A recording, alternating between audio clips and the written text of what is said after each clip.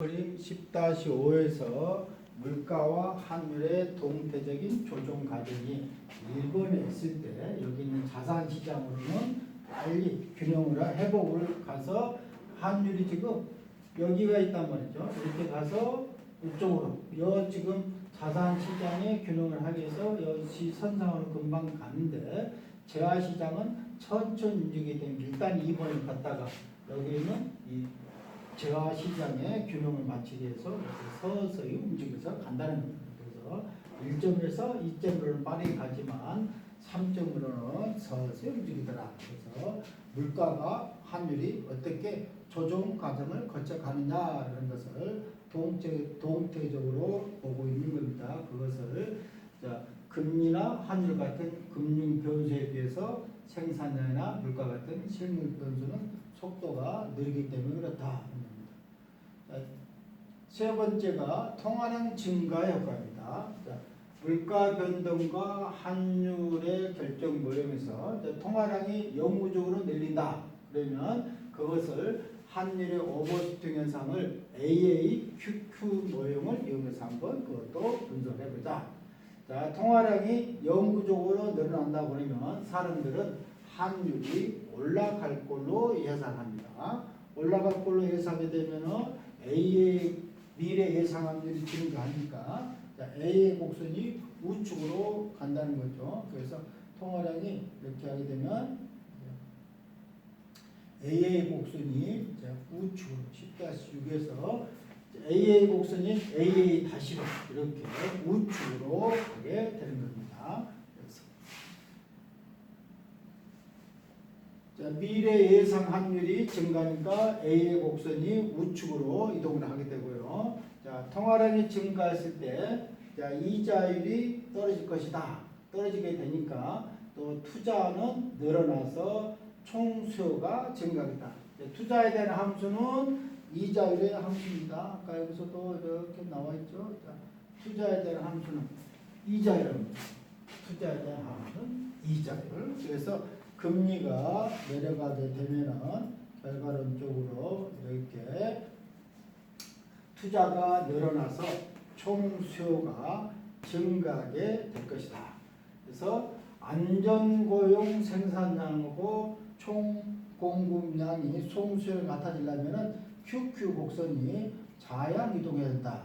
QQ 곡선의 자양 이동을 하는 것은 여기에는 이게 늘어나면 여기 늘어나면 결국은 여기에 줄어들어야 되는 거죠. 그래서 여기에는 QQ 곡선이 왼쪽으로 이동을 해야 되는 겁니다. QQ 곡선이 자양으로 왼쪽으로 QQ 곡선이 왼쪽으로 아까 A의 곡선은 A 다시로 갔는데요. QQ는 왼쪽으로 이렇게 QQ 다시로 이동을 하게 됩니다. 그래서 통화량을 증가를 하게 되면 QQ 곡선은 왼쪽으로 하게 되고요. 그 다음에 환율이 만일 떨어졌다. 이자율이 내려가니까 환율이 떨어지면은 결국은 순수출이 감소해서 투자 증가 효과를 상실하기 때문에 순수출이 감소. 아까 순수출이 요게 안정고용 생산량하고 총수요량이 같아지려면 그래서 투자 증가 효과를 상실하기 때문에 결국은 QQ 곡선이 왼쪽으로 가게 된다는 거죠. 그래서 그림 10-6에서 보게 되면 통화량이 증가했을 때 환율하고 물가가 어떻게 되냐. 그러면 통화량이 증가했을 때 AA 곡선하고 그 다음에 QQ 곡선은 A 곡선 우측, 그 다음에 QQ 곡선도 왼쪽에 상향으로 오죠. 이 상향으로 오고 이 상향으로 오요. 그래서 QQ 곡선은 왼쪽으로, A 곡선은 오른쪽으로. 그걸 표현하는 것은 상향이라고 표현합니다. 그래서 둘 다 상향으로 이동했다. 그래서 새로운 장기 균형은 두 곡선이 만나는 시점. 여기죠. 아까 A점에서 C점. 이것도 우측으로 갔고, 이건 좌측으로 갔습니다. 상향이에요. 그래서 이걸 상향으로 갑니다. 그래서 시점에서 하는 것이 여기에 새로운 균형입니다. 그래서 새로운 장기 균형은 두 곡선이 만나는 시점, 통화량이 증가했을 때 시점에서 결정한다. 자, 통화량이 증가 직후에는 단기균형이에요. 단기균형은 B점입니다. 그래서 통화량이 증가했을 때 이 단기균형, 통화량이 증가하게 되면 물가가 이때는 안 오를 때요. 그래서 이렇게 통화량이 증가를 했을 때 이제 그때는 B점입니다. 그래서 통화량이 증가를 하게 되면 물가는 그대로 있는 상태이기 때문에 자, 단기 균형 B점에서 물가가 최초 균형, 물가가 여기 있는 아까 여기 있죠? 처음에는 물가가 그대로 유지가 되는 겁니다. 그래서 물가가 이제 그대로 유지가 되고 그대로 유지된 상태에서 아까 A 고 우측 봤죠? 물가가 그대로 있으니까 여기가 B점이에요. 자, 여기 AX 이렇게 갔는데 물가가 그대로 있으니까 여기다가 만나는 점 B점. 여기가 이제 물가가 있고 그러면 어떻게 환율이 여기 생겼죠? S. 그래서 SS에서 한 최초 균형값인데 그래서 단기 균형에서 물가가 그대로 있습니다. 그러면 환율은 어떻게 되느냐? 환율은 아까 올라가겠죠?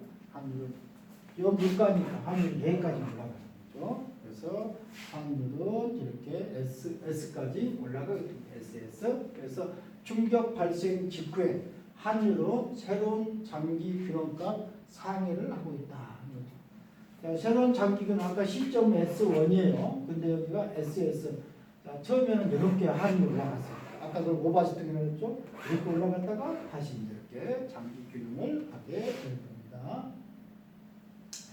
그래서 시간이 처음에는 이렇게 장기 균형값 S1을 상회하는 S까지 올라갔다가 시간이 올라가면서 환율이 상승하니까 총 수요가 증가하더라. 총 수요가 이제 YF보다 더 커지게 됩니다. 그 다음에 물가가 올라갑니다. 물가가 올라가게 되니까 실질 통화량이 줄어들게 되고 이자율이 올라가게 됩니다. 그래서 실질 통화량이 줄어들고 이자율이 올라가게 되니까 물가가 이렇게 올라간다는 겁니다. 물가가. 그래서 물가가 올라가기 때문에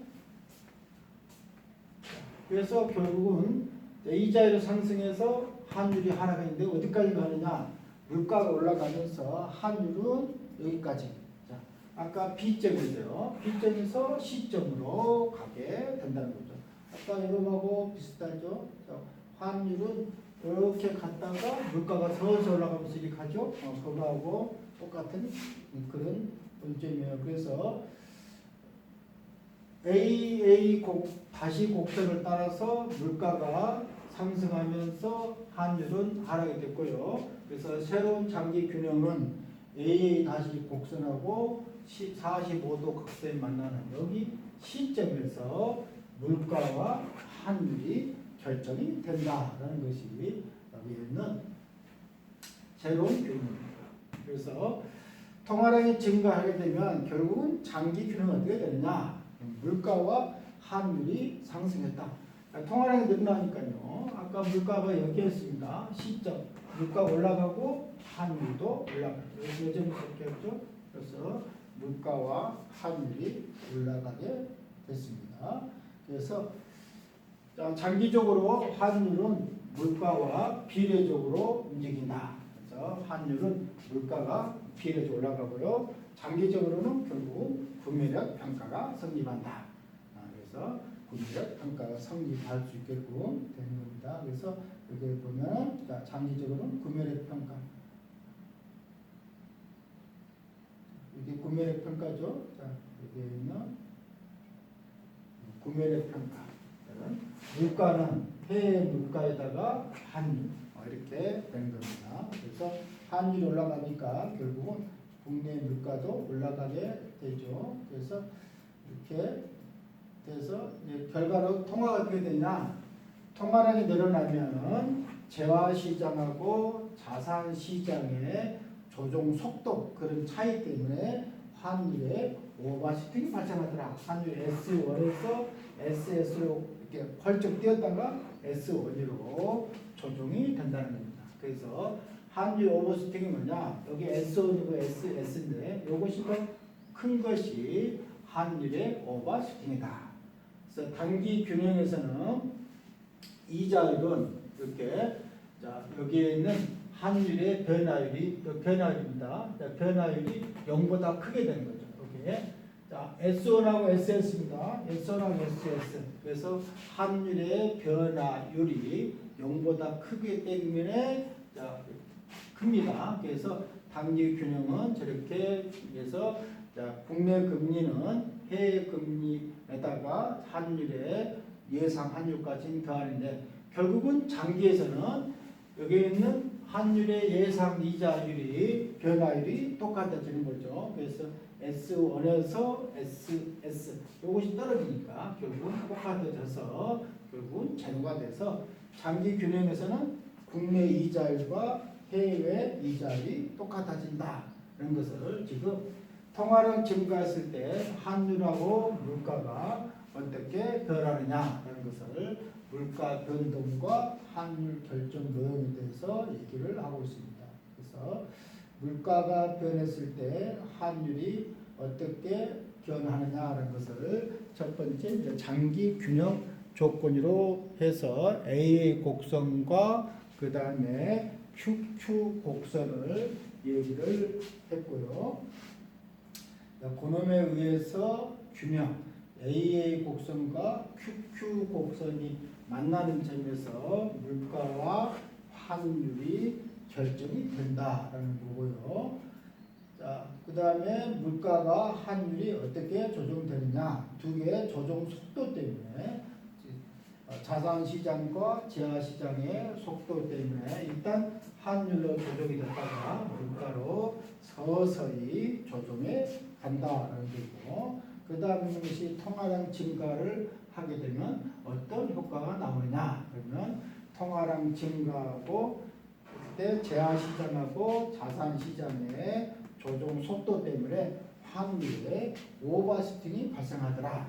이렇게 환율을 갖다가 A에서 C로 가는데 바로 가는 건 아니고 이쪽으로 A에서 B로 갔다가 C로 간다 하는 것이 통화량을 증가했을 때 환율하고 물가가 변합니다. 다음은 네 번째 국내외 충격 효과입니다. 자, 충격인데 첫 번째가 해외 금리의 상승. 해외에서 금리가 상승하면 자, 물가와 환율은 어떻게 조정되느냐 하는 것을 AA, QQ 모형을 하게 되면 자, 해외 금리가 상승하면 해외 투자 예상 수익률이 올라가게 됩니다. 그러니까 어떻게 자본이 해외로 빠져나가게 되죠. 해외로 빠져나가니까 환율이 상승하게 되는 겁니다. 자, 이렇게 그래서 해외로 가게 되면 빠져나가게 되니까 자, 해외 금리가 상승하면 AA 곡선이 자산 시장에 있는 AA 곡선이 오른쪽으로 간다는 거죠. 자, 여기서 있는 곡선이 A에서 A-로 이렇게 A-로 가게 됩니다. 그래서 자, 물가가 그대로 있는 상태면은 여기서 우측 갔으니까 물가가 그대로 있으면 환율이 SS로 움직이게 되겠죠. 그래서 해외 금리가 상승하게 되면은 AA 곡선이 AA-로 움직이게 되는데 그러니까 해외 금리가 상승하게 되면은 환율이 상승하게 된다는 거죠. 해외 금리가 올라가게 되면 돈이 해외로 빠져나가니까 환율이 상승하게 되고 자, 재화 시장 속도는 느리니까 물가는 단기적으로는 불변입니다. 그래서 새로운 균형은 A 점 1에서 점 2로 물가는 서서히 움직이니까 이렇게 만나보세요. 여기 환율만 2점으로 1에서 2죠. A에서 갔으니까 이렇게 움직였으니까 물가가 그대로 있으니까 2에서 SS로 환율이 움직이게 됩니다. 그래서 환율이 S에서 S파에서 SS로 움직이게 되고요. 자, 환율이 올라가니까 순수출이 증가하고 총수요가 증가합니다. 재화시장에서. 그러면은 안정고용을 총공급, 안정고용의 총공급을 상향, 초과니까 안정고용인데 그보다 더 많이 총수요가 증가하니까 물가가 올라가게 된다는 겁니다. 그래서 처음에는 없지만 다시 물가가 서서히 올라가지고 어디로? 이 3점, 이 3점이죠. 이것이 만나는 점. 이 3점. 그래서 이렇게 P 다시 바까지 물가가 올라가게 되고 환율은 여기서 이렇게 떨어졌죠. S 다시 바로 이렇게 떨어졌습니다. 그래서 장기 균형은 AA 다시 곡선하고 QQ 곡선이 만나는 점 3에서 성립이 된다는 겁니다.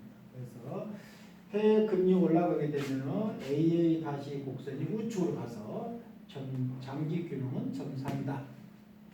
자, 자산 시장과 재화 시장의 속도 차이로 단기는 환율이 물가보다 민감하게 반응해서 오버슈팅, 그래서 S바에서 SS로 올라간다. 그래서 오버슈팅입니다. 근데 결국적으로는 이제 장기적으로 보면 다시 물가가 올라가게 됩니다. 물가 올라간다는 것은 실질 통화 공급이 감소한다. 이렇게 물가 올라가게 되고요. 그 다음에 환율에서 오버슈팅, 아까 오버슈팅 얘기했죠. 환율이 크게 올랐다가 다시 떨어지는 이런 일이 벌어지게 된다는 거죠. 그래서 자, 국내외 충격의 효과인데, 자, 첫 번째가 해외 금리가 상승했을 때 어떤 영향을 주냐는 거고요. 그 다음에 이제 두 번째가 재정 지출의 증가입니다.